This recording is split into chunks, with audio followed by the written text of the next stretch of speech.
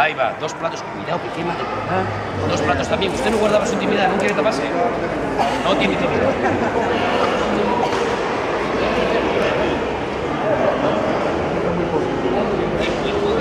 Oye, pues eso hay que mejorarlo, ¿eh? Usted ya tiene esa edad, paisano. Eres un buen... Ya cogí el truco, ¿eh? Total. Ya cogí el truco. Total. Mucho me interesa a mí esta moza que en vez de las pone arriba. Es y el espíritu que hay que tener. Sí, lo estás haciendo muy bien, no me voy a ver. Ahí va, mira para ahí. Ahí va, caballero. Bueno, para la señora, ¿cómo le gusta? ¿Con salchiches o con conejo?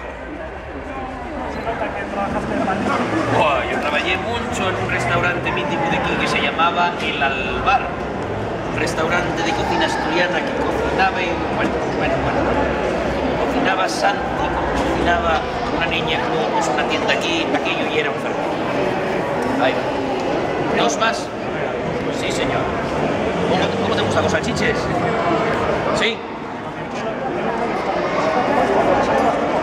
No.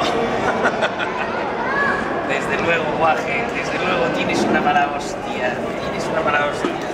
Estos guajes, ¿sabes lo que pasa? Que cuando los tienes trabajando así, pues llega un momento en que rompen, porque no están acostumbrados, vienen de vivir de las prejubilaciones, de la consola,